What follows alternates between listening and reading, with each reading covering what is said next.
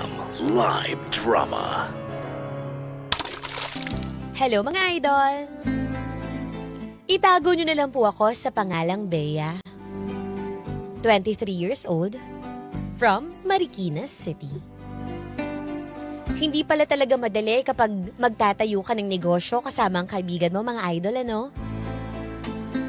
Magkasabay kasi kaming lumaki ni Chrissy.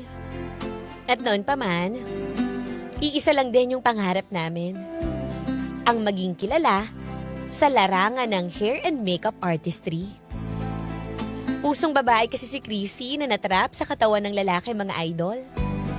In short, bakla siya. Kaya ngayong na-establish na namin ang dream business namin, tsaka naman kami nagkaroon ng malaking problema. Maraming salamat po sa pagbasa ng kwento ko.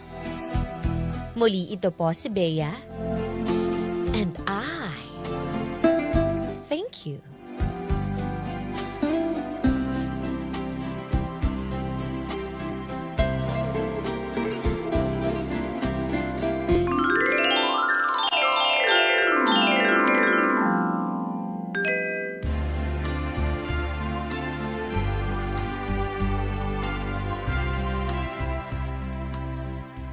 Nga pala, babe. May sasabihin sana ako sa'yo, pero nahiya ako eh. Ano ba yun? Ano na naman yun? Anong ginawa mo? Hindi naman, wala naman akong nagawang masama. Pero gusto ko sanang makatulong din sa iba. Paano makatulong sa iba? Kasi Uy, wow, magcha-charity ka na? Hindi eh. Ganito di ba may kliyente tayo sa Tagaytay? Oo, ngayong darating na Sabado. Oo. Gusto ko sanang isama si Josa. Ba't si... Siya mo ng assistant na mag-makeup at saka pwede bang ibigay mo muna sa amin? Ha? Kung Bakit? okay lang naman sa'yo. Kasi, alam mo naman, di ba? May binabayaran ako sa apartment.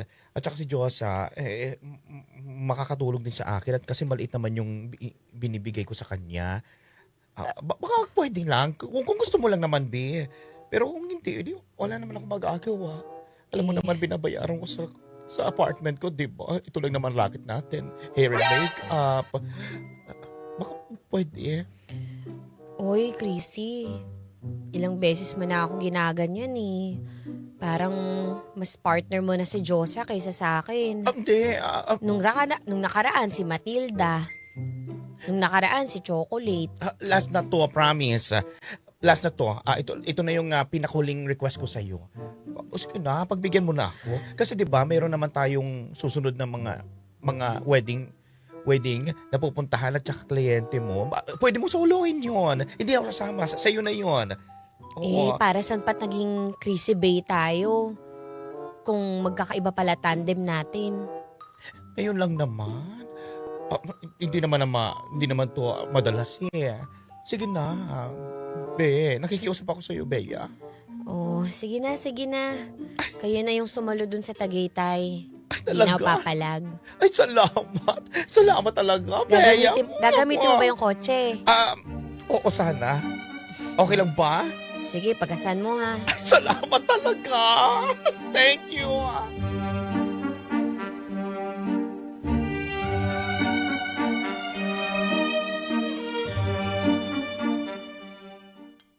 Sarap nito ah. Ayos luto mo. Oh. Ba't nandito ka, babe? Di na natuloy yung lakad namin eh. Halika na rito, kumain ka na. Teka, ba't hindi mo sinabi sa akin Dapat na lumabas tayo ngayon. Kasi, di ba sabi mo kasama mo si si Chrissy, si Esme. Sa Tagaytay kayo, di ba? Wala eh. Sinolo na niya eh. Sasama daw niya yung... Kalimutan ko yung pangalan. Basta si Josa. Sasama daw niya yung Josa. No, lagi na lang siyang ganyan sa'yo. Mapagbigay ka talaga. Ay, dako. Okay, kinakausap ko ba kanina to si Beye? Sobrang bait kasi to bata ito. Ay, Hayaan niyo na. Nangangailangan daw yung Josa. At saka naman ito si Chrissy. May babayaran daw doon sa apartment niya. Kinasyo-short daw. pinagbigyan mo na naman siya. Paano ka na? Paano ka naman? Meron ka man binabayaran, di ba? Yung sasakyan ninyo. Binuhulugan nyo pa yan. ikaw na nga lagi naguhulog dyan eh. Namumroblema eh. Kaya nga eh, ewan ko ba dito kay Chrissy? Ang dami niya laging palusot sa akin eh. Napapansin ko na rin naman, pero ngayon mukhang kailangan talaga niya. Tsaka broken din yun eh. Brinay ka nung afam niya. Kaya baka gusto niyang lumabas-labas, gusto niya magtagaytay, parang pahangin siya. Ay di sabi ko, sige, siya na lang sumalo nung gig na yun. Mahirap naman sa'yo eh. Si Chrissy, lagi na lang ganyan siya sa'yo eh. Ikaw naman, lagi mong pinagbibigyan. Parang sinasamantala ka na niya. Hayaan nyo na. Tusulando, kain pa kayo ayan O sige, mamaya na yung usapan ninyo. Mag-almusal muna kayo, Mark. Kumain ka muna. Ito yung ensaymada. Binili ko yan sa, dyan sa labas. Sumabay ka na dito. Sige na. So gusto mo kape? Diyan, tsokolate na lang. Sige.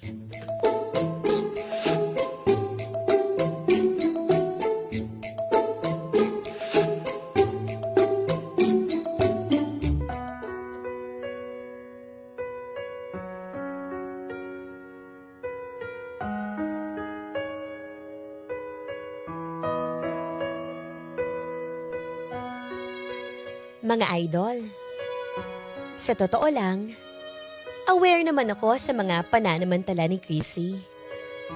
Pero sa ngalan ng friendship namin, hindi ko na yun ginagawang big deal.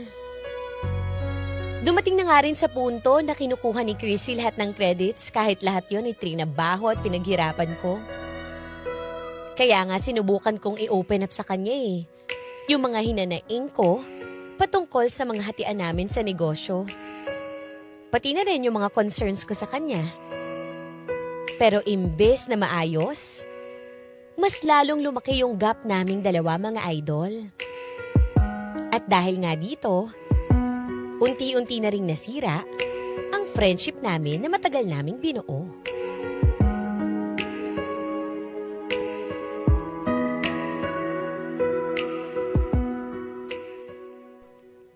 Asan na yung gamit ko dito?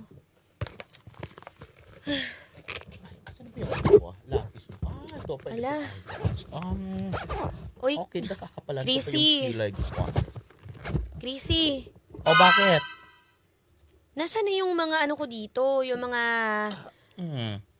mga contact lens ko dito Pantay na na extra. Tapos yung mga binili kong foundation na bago.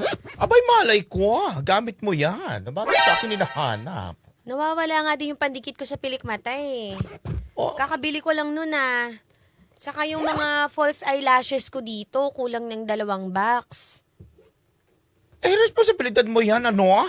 Baka di mo lang nakalimutan mo lang kung saan mo ilagay, na misplace mo lang. Ba't sa akin nalahanap? Hindi Di ba nung mga gig ng nakaraan, ikaw may dala-dala nitong makeup bag ko? Nakita ko sa mga pictures mo, makeup bag ko yung dala mo.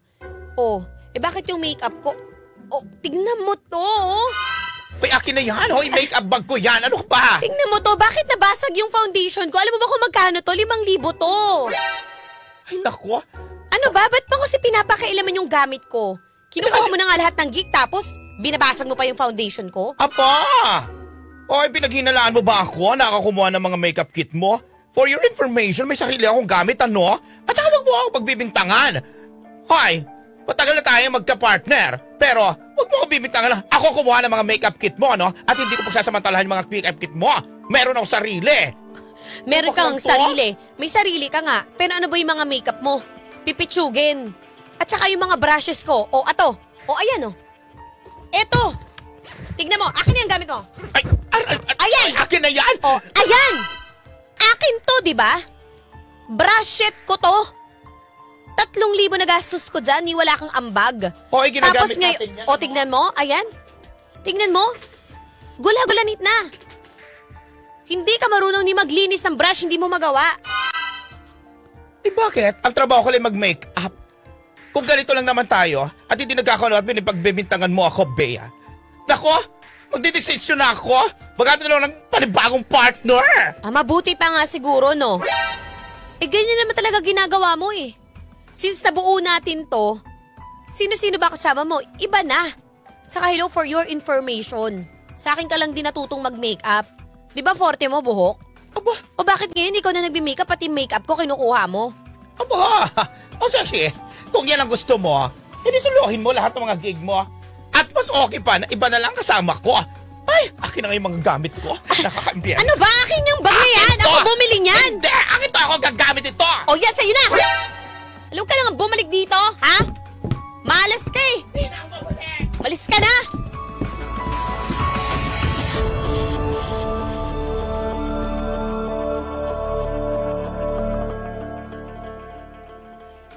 Ay, grabe. Kanina pa tayo naghihintay dito. Asa na yung kape ko? Dito, kunin. Ito ba? Dandan, mainit pa yan. Tagal na natin dito Check. Teka lang, doorbell ko nga ulit. Ay, nako. Teka. Teka, yung sa catering. Ay! Ay! Kuya! Si Tom.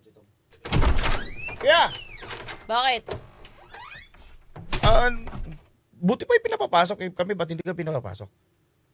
Malik sa inyo. Sino ba kayo? Ano bang ganap niyo dito? Kasama ko yung girlfriend ko siya yung magme-makeup sa may kakasal. Ha? Late na kayo eh. Kanina pa nagme-makeupan dun ang aga eh. Ha? Oo. Ha? Bakit? Asa na ba yung ano dito kausap namin? Eto, Buboy. Buboy nakalagay. Ayan, sir. May naghanap sa inyo, sir. Sino? Magme-makeup daw eh. Di ba mini-makeup pa na si ma'am? Oo. Sir, magandang umaga ho. Kanina pa ho kami dito. Halos 1 oras na. Galing pa kami Marikina. Hindi ba malilate yung may makeup pa namin? Hindi. Kayo yata yung kinancel ng misis ko. Wala po kaming notify na cancellation. Hindi. Sundan nyo sa Facebook ninyo.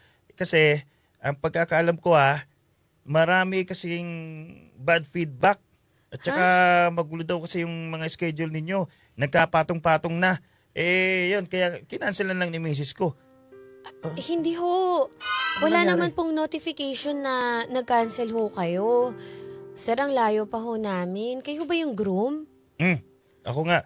Pasensya na busy pa kami. Kung teka Sir, lang. galing pa ho kaming Marikina. Ang layo ho nito. Bulacan pa po ito. Teka Ayun. Ba't wala na? Facebook user na lang nakalagay sa group chat namin. Diba, basta may Chrissy yata yung kausap Chrissy? Anyways. Sige, ito na lang, 500. Pandagdag na lang ng pamasahe. Tsaka siguro, anong kotse ba kayo? Panggas na lang, Di bali na, wag na. Okay na po sa amin. Hindi, ito na, sayang naman pagpunta ninyo, 500 pesos. Sige, alis na ako Ako na yung susunod ng make-upan okay na ba yung catering dyan? Grabe. Teka, lintik talagang bakla na yun. Teka, tatawagan ko lang So, wag na. Maya na lang natin kausapin yan.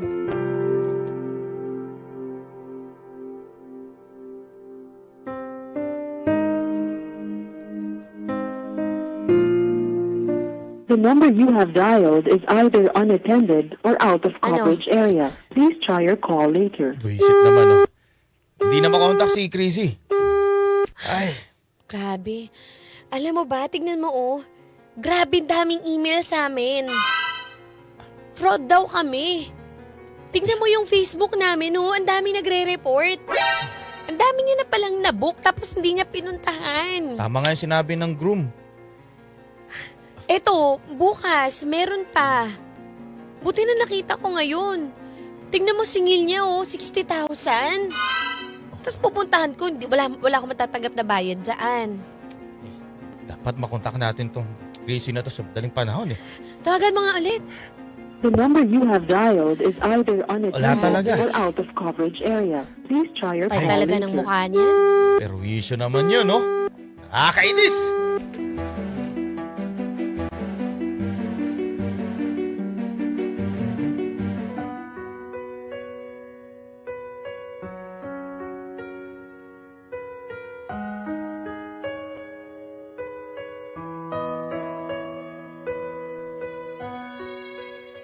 Hindi ko sukat akalain. Naiiwan akong baon sa utang ng tinuturi kong parang tunay na kapatid, mga idol. Dahil sa ginawang pandarambong ni Chrissy, naiwan sa akin ang utang niyang umabot ng halos 350,000 pesos, mga idol. Huling balita ko, lumipad na raw siya papuntang ibang bansa. At nagtago na siya doon, mga idol. Kaya ngayon, sinisikap kong bumangon. Hindi lang basta para sa pagkakalubog ko sa utang kundi na rin sa pagkawala ng tinuring kong best friend.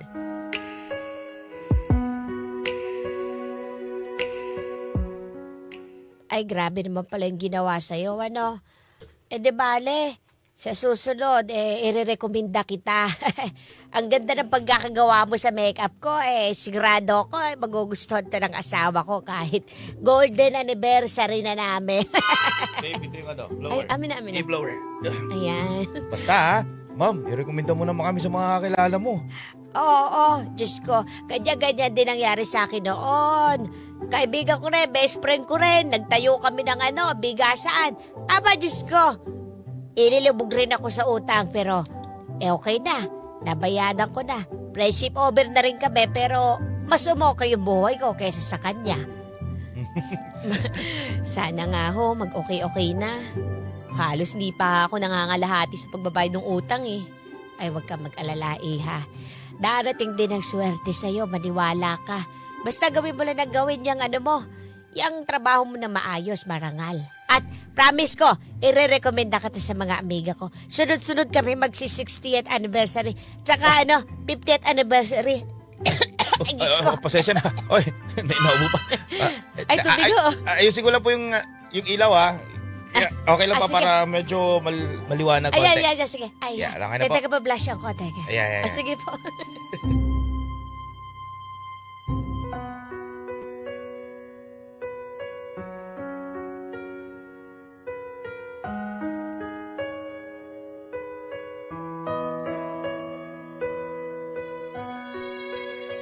Awa namang ng Diyos, mga idol. Unti-unti na akong nakakabangon. Sabi nga nila, kapag may nawala, may papalit. And if one door closes, another one opens, mga idol. Nagsunod-sunod rin yung mga blessings sa akin magmula nung nagsarili na din ako ng negosyo. Pasalamat na nga lang din ako. Dahil kung hindi dahil kay Mark, hindi ako makakaahon. Siya na rin kasi nagsilbi na business partner ko Pati PA ko at assistant sa pagme-makeup. Natuto na nga rin siyang mag-ayos ng buhok, mga idol Kaya ngayon, I'm proud to say na I have over 500k followers sa Facebook. At masasabi ko din, nakilala na din ako sa larangan ng hair and makeup artistry. Kaya pinagpapasalamat ko na din ang lahat-lahat ng pinagdaanan ko para marating ko kung nasaan man ako, mga idol. Maraming salamat po sa pagtanggap ng kwento ko. Muli ito si Bea.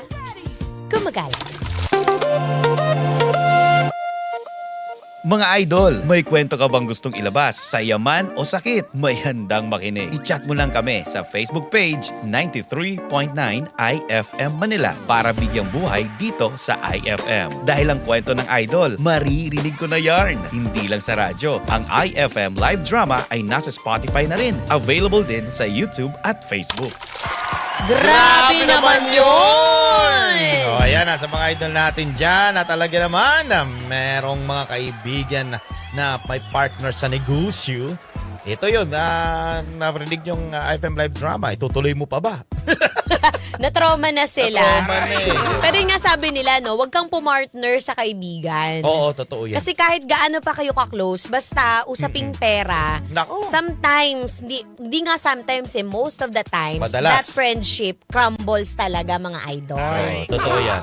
Kaya mas okay pa na magsolo ka. Yes, magsolo ka o kaya yung mismo partner mo. Oo, Kahit yan. kapamilya, wag daw O ikaw na lang, or pinaka-the best dyan, mga strangers talaga. Yung mga talagang Yung pagkakatiwalaan mo goal-driven. din. Oo, Kasi yung baka pagkakatiwalaan. strangers is kaming karang. Ayan. Literal na scammer. Scammer pala. Diba? Oo. Pero ang ganda rin talaga ng naging ending natin, mga Totoo idol. yan. Kasi ganun talaga, Daddy Dong. Naniniwala ako dyan. If one door closes, another one opens. Oo, at saka kung sinong binababa, pinaapakan siya, tinataas. Yan. Yan. Kaya huwag kayong mag-alala mga idol kung pakiramdam mo, puro kamalasan ang nangyayari sa buhay mo. Baka eto yung pruning season mo na tinatawag eh. Kumbaga, talagang minumod ka ni God talaga para after this kind of pruning season na sobrang hirap ng pinagdadaanan mo, eventually, mararamdaman mo yung fruit ng lahat ng pinaghirapan mo. Yan, totoo yan. Diba? Sinabi ni Ray Devana. Mas okay, mamumod ka talaga eh. Kumbaga, diyan ka pinapatatag. Yes. Diba? Diyan ka pinapatatag, diyan ka natututo. Diba? Mas sweeter yung victory kapag galing talaga yan sa paghihirap. 'Di ba? Kaya hold on tight. Eventually, the dust will settle. Magiging okay din ang lahat. Kaya kapit lang, keep your faith high. Totoo yan. Ate! Anong FM station ang pinapakinggan mo? IFM! Ano ulit? IFM! Ano? IFM nga ni! IFM nga ni! Oh, man! Narinig ko na yan!